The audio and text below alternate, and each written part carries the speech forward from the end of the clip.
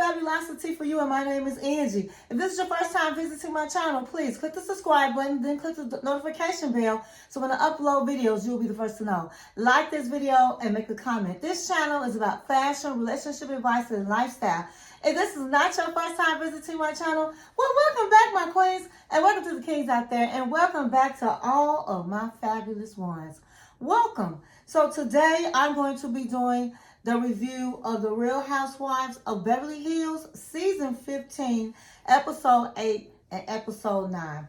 I can't wait to get into this juicy video.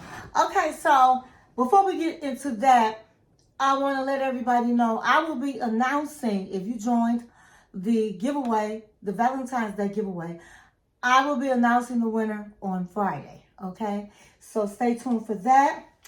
And go get your drink of choice, go get your snack of choice, and come back and sit with your girl, Angie.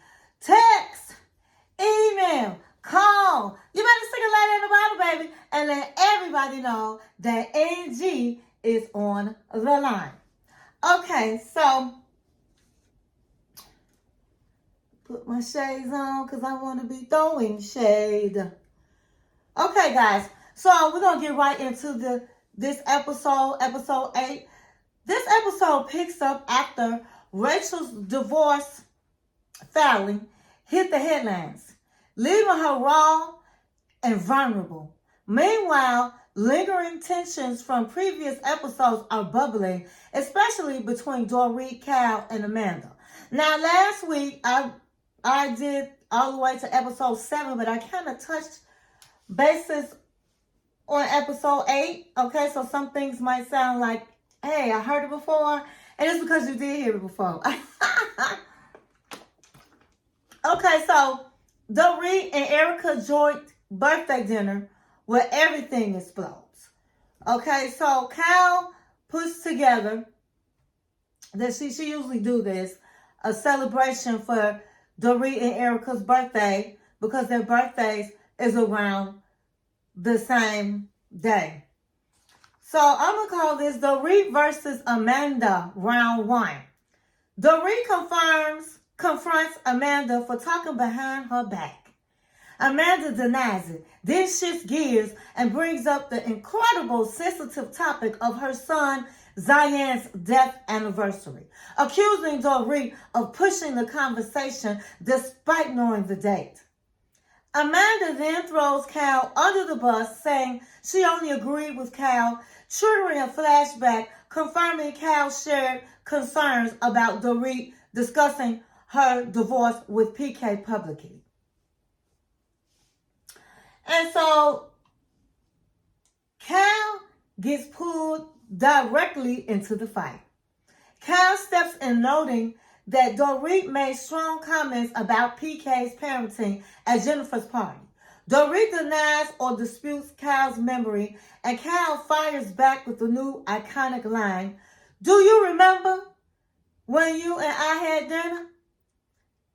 And it was tripped out because it was like, do you remember?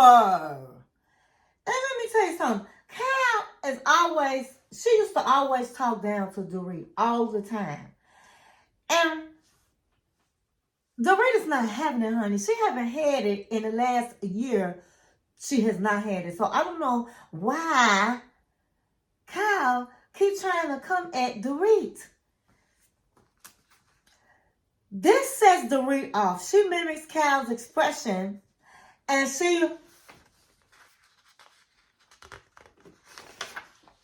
snaps, "So I can't remember clearly." And so Kyle was looking at her like, "Girl, no, you didn't." Dorit gave it right back to her. So I call this Dorit versus Kyle truth over. Dorit insists that if Kyle were truly concerned, she would have spoken to her privately instead of talking behind her back over and over. Rachel, sensing the fight escalating, tries to defend Dorit, saying friends shouldn't pile on when she's emotionally vulnerable. And I agree about that. When you're going through a divorce, as I said last week, you should want to be able to You should be able to talk about that man like a dirty dog. You should be able to cry. You should be able to do whatever you want to do amongst friends. And now somebody say, well, you shouldn't say this or you shouldn't do this. But now we know why it's being said. It's being said because Dorit is on TV. Okay, now she was in the comfort amongst her friends in a setting that was not public. That's one thing. But girl, Dorit, you on TV, girl. You on TV. And all Kyle is trying to do is save you because PK is already throwing bills at you that you don't know about. And it could get worse, honey. He's not giving you money. And by you sitting up here talking about him, it's not going to help things. And so, I don't think Kyle means anything bad about it. I think she's trying to really help her. But it's the way she's doing it.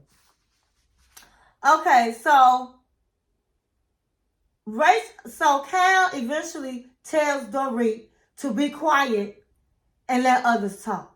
Dorit responds by sealing her lips with her fingers and mimicking silence.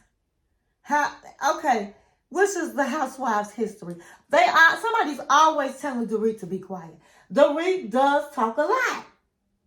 Dorit talks a lot. And sometimes she do need to be quiet. But I don't think that Kyle should have told her to shut up. Okay? And I'm going to go back to Rachel. So Rachel was defending Dorit. And Rachel had some good points. And Rachel felt like Dorit was being ganged up on and was not being understood. And so I really like the way Rachel has stepped up for Dorit. Rachel is starting to be one of my favorites, okay? She's a fashion icon. She's beautiful. She is powerful. She has a great career. She has long money. She keeps it real. So I really do like Rachel. Okay, so Rachel's emotional breakdown. Rachel already shaken by her divorce, hitting the press. And I mentioned this last week. Finally breaks down at the dinner table. The tough exterior she's tried to maintain all season completely shatters.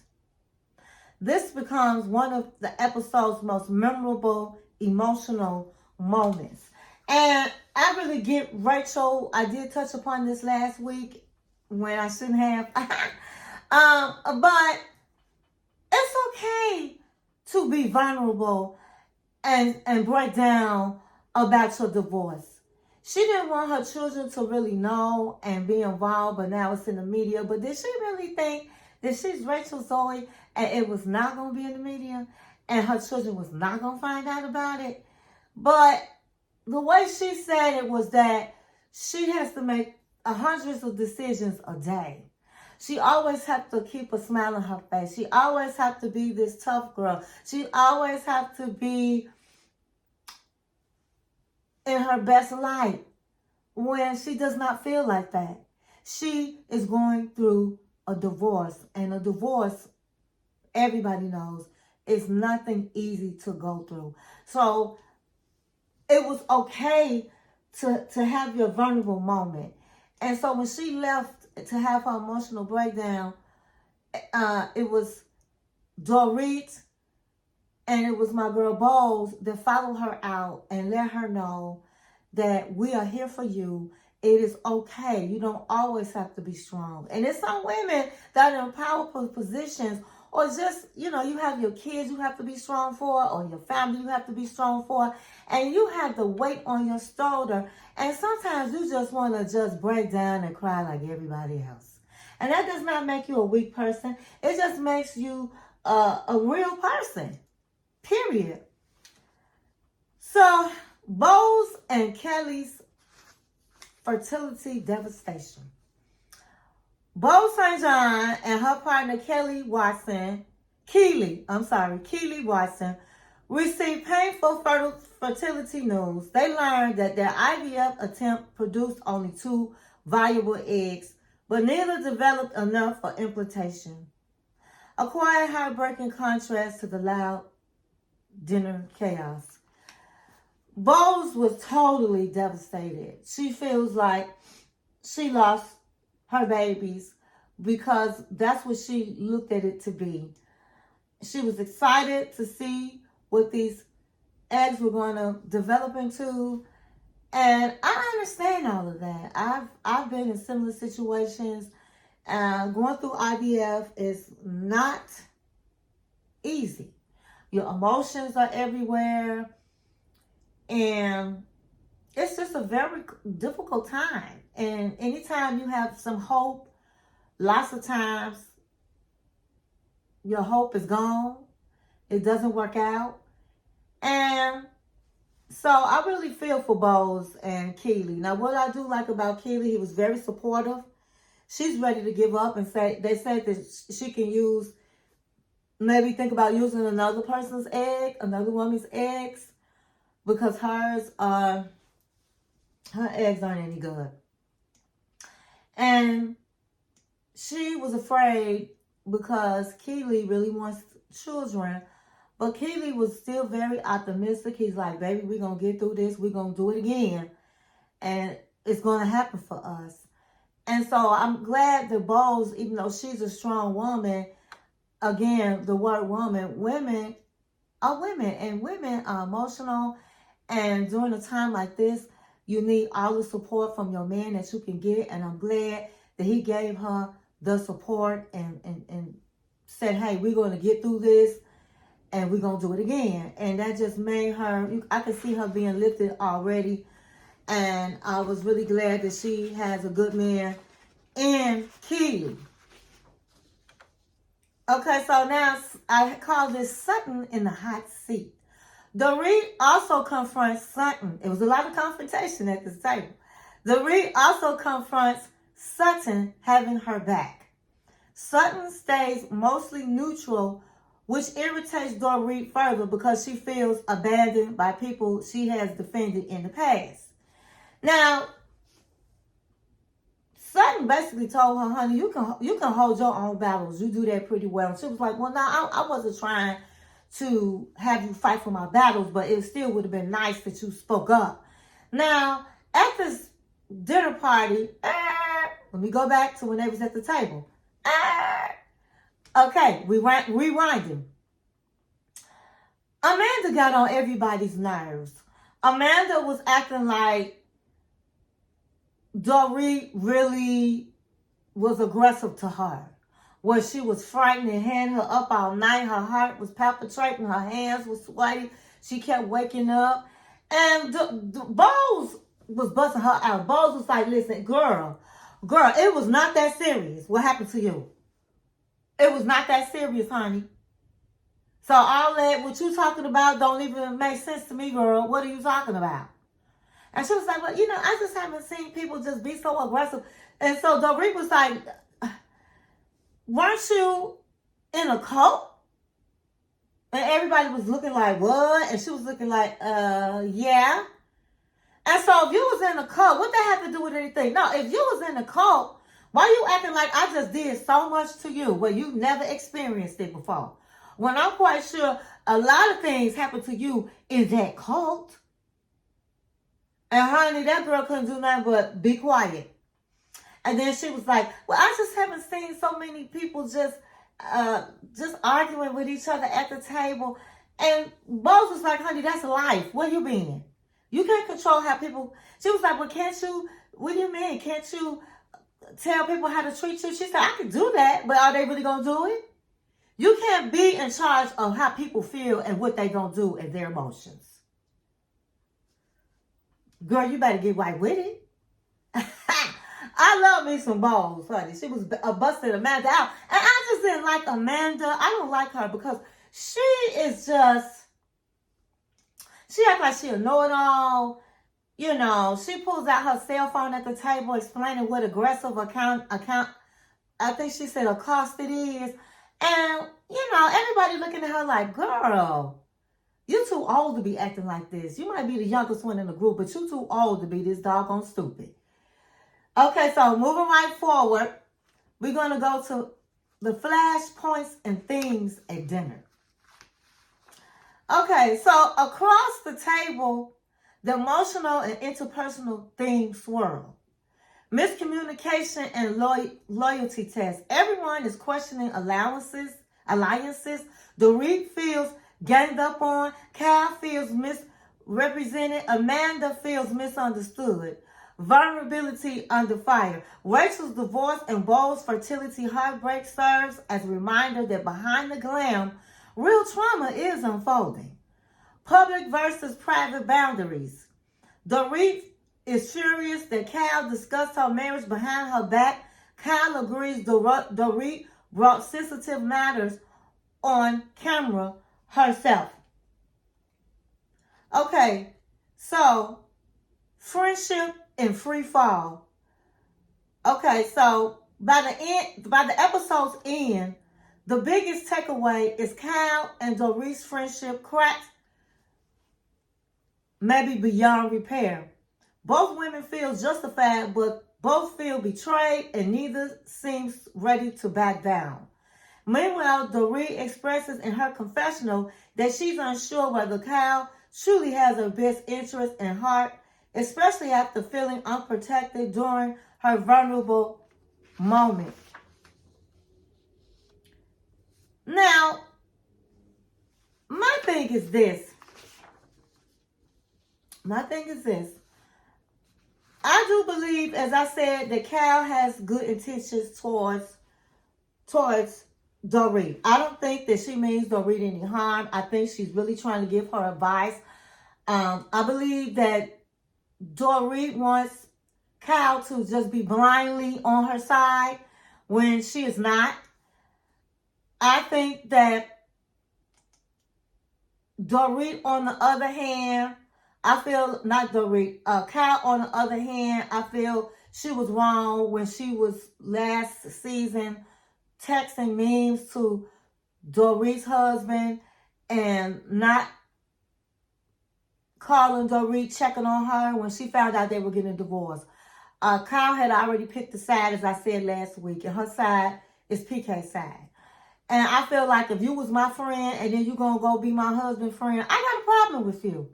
And so, like Erika said, Kyle needs to mind her business. Quit mentioning if she lying about what she's talking about, PK or not. Don't add your 2 cents in, and you'll be okay. That's what I think. Okay, so that's all we have for episode 8. We're going to go into episode 9.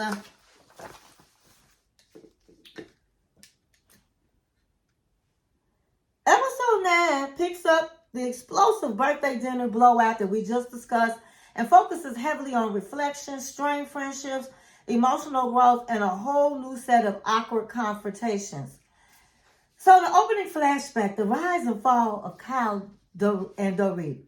The episode with the emotional throwback to 2017, showing how Kyle and Dorit first bonded, trusted each other, and built a close friendship. Kyle recalls they could trust each other, while Dorit says Kyle was her safe place.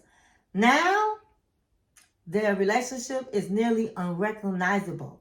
Erika chimes in with her own perspective that feud is hurting the entire group, and she isn't confident that they'll repair things. Now, Rachel plans a Hamptons getaway. With the divorce weighing heavily on her, Rachel longs for the calm of her Hamptons summer home. She hates pretty mean girl shit and invites both Kyle and Dorit in hopes of easing tensions. This trip is positioned as a potential healing moment or a power keg. Okay, so while Rachel is planning a Hampton getaway for her and Dorit and Kyle, Amanda is planning a manifestation dinner for the rest of the girls. And Amanda decides to host a spiritual leaning manifestation dinner to help the women understand her better and show more of herself. She insists she's typically praised for what she does and wants to share her gifts with the group. But instead of a connection, what manifests is unsolicited advice, skepticism, and strained vibes. The dinner becomes a major plot point, one that exposes Amanda's social misalignment with the group. Okay, so they all come over to Amanda's house, and Amanda wants them, she had these diary journals so that them to write down what they want to happen in their life. And, everybody was, okay. And somebody even said, you know what, I do this by myself, personal. I don't feel comfortable doing it in a group. And Amanda says she understands that. Some people can do it in a group and some people can't. It's okay. And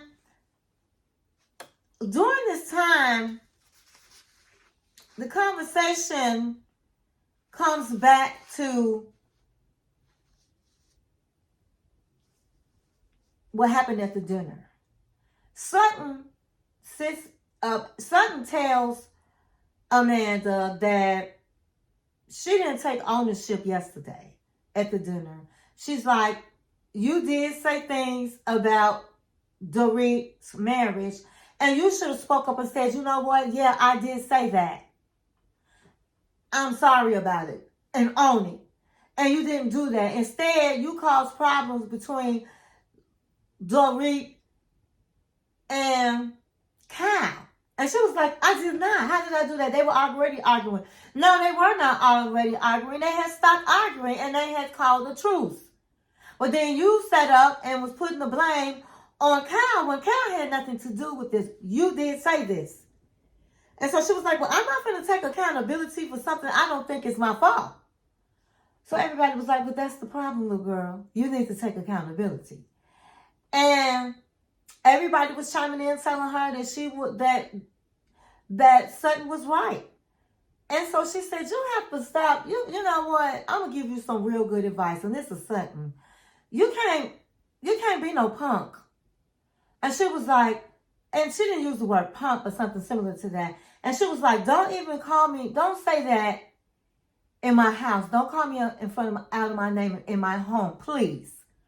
And so she said, you gotta have some tough skin to be in this group, honey. Because if that's not Rachel, but Erika was like, if this is what's bothering you, and this is what you're so upset about, and you can't even admit you're wrong, you need some tough skin. Because you did say what you said, and you backpedaled and didn't stand up. So they can tell that Amanda is not really good with people, with confrontation. She wants to be right. She wants things her way, and that's it. And she had the nerve. She sounded like a real fool. She was like,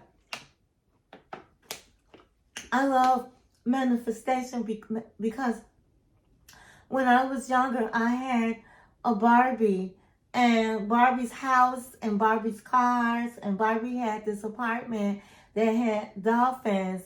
And look at me now, I have my car, my home, and I even had a place where I could see dolphins from my balcony.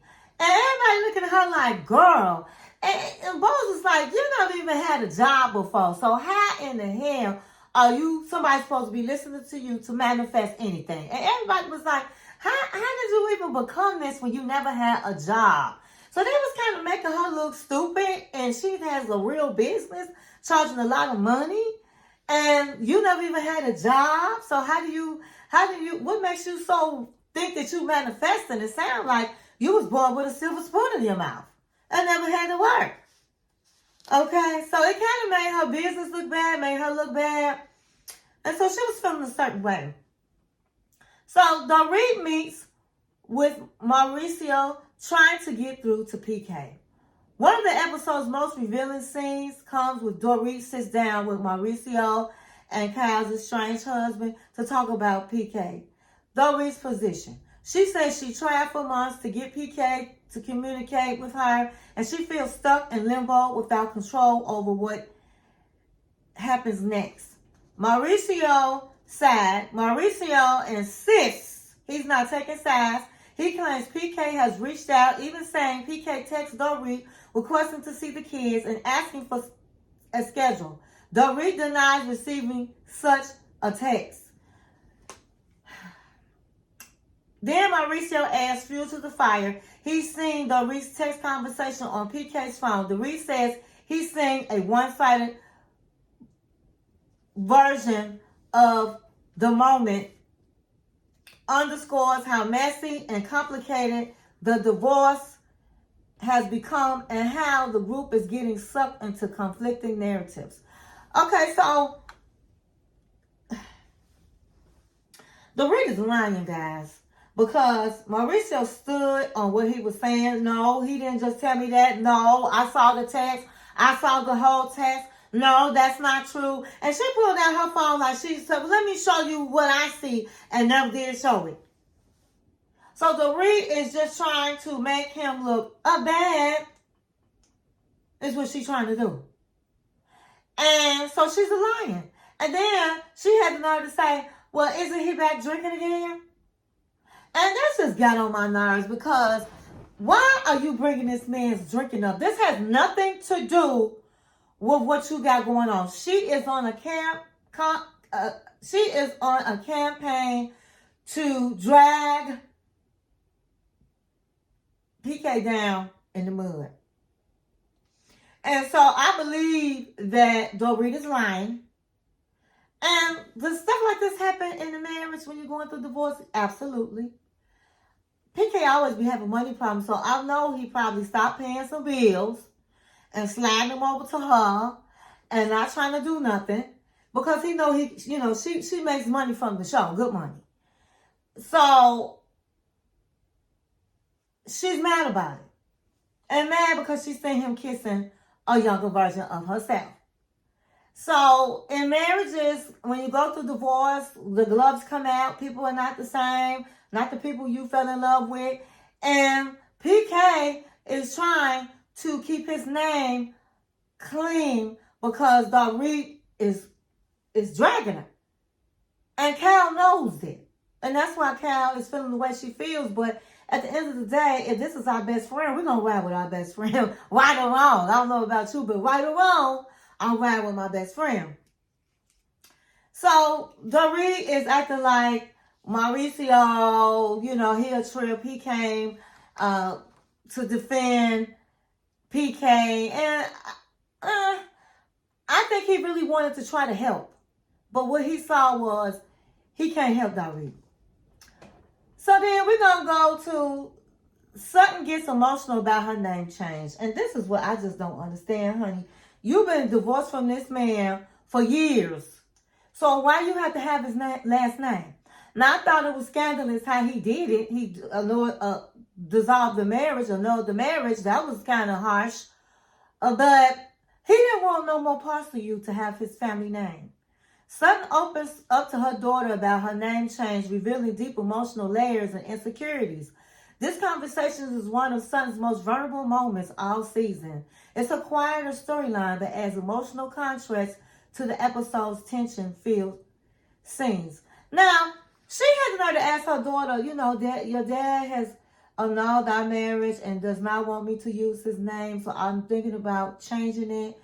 How do you feel about it? Do you think I'll still be your mother? And I'm looking at her like, girl, you sound like a fool. Girl, just get that man back his name. And so her daughter was like, you're my mother. Who cares? Who cares? And she was like, well, I just wanted to tell you that and see how you felt about it. I'm an empty nester, and I get that. You're an empty nester. You're going through menopause. Now you got to do the name change. And when you become an empty nester and it's just you, it gets lonely. You miss your children. You have to start off, find out who you are again and who you are as a woman, because you've been a mother. And that can be hard. And so I do understand Sutton. I do understand Sutton. So Hamptons trip prep, a storm brewing. Rachel's invitation to Kyle and Dorit sets the stage for potentially explosive trip. Given the state of their friendship, bringing them together in close quarters is risky. While episode doesn't show the full Hamptons storyline yet, it clearly foreshadows conflict ahead. So when they were together, Kyle said it seemed awkward, but they hugged and all of the things. They went out to dinner, and both of them, Kyle and Dorit, want to have a good time because they're in the Hamptons. And guess what? Rachel is so iconic that she even had Donna Karen, come to the table when they were out and stop by when they were out to dinner. And Kyle was like blown away, like, oh my God, this is a cool trip. And so it seems like you get a lot of perks with Rachel. And so it was awkward, but they were trying to enjoy themselves. But I do believe that it's going to be some trouble on the trip between those two. Now, the big themes of episode 9, friendship breakdown.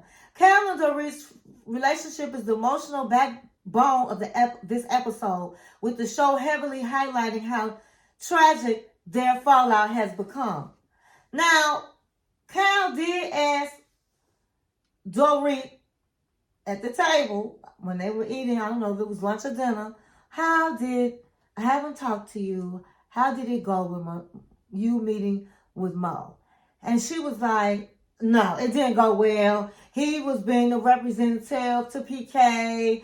I was so disappointed. And Kyle said in confession, wow, she didn't expect that, but she did talk to her husband, and he was like, he can't help them. She is hell-bent on holding PK responsible and all of the things.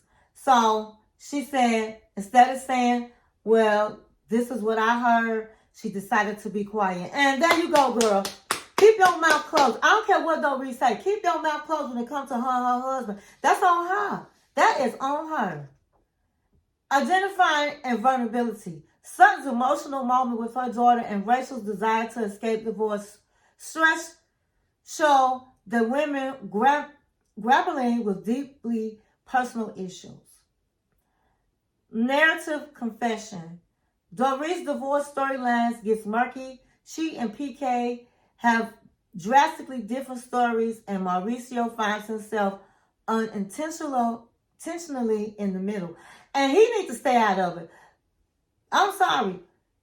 Mauricio needs to stay out of it. He should have never met with her. That he is not a mediator, and they need professional mediators. So why is he in it? Him and Kyle need to mind their business.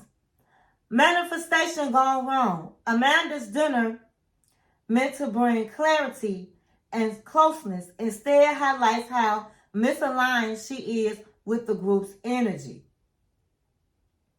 Now, I've been watching the YouTube streets, and people are saying that Miss Amanda is a scammer. That what she's doing, it don't make sense, and she's selling this manifestation pamphlets for a lot of money when she never worked, and nobody's really clear about her being in a cult. And they're saying that she's really upset because what people are saying is affecting her business. And so I don't understand why people get on, and I said this before, on these shows and your hands are not all the way clean. Because people are saying, how is she making all this money to afford all the things that she's affording? Living in saying she has a home in the Bel Air and driving these expensive cars and doing all this stuff on these books that you wrote. So people are starting to question, really, exactly what are you doing, Amanda? And I understand, and I'm not a fan of Amanda's.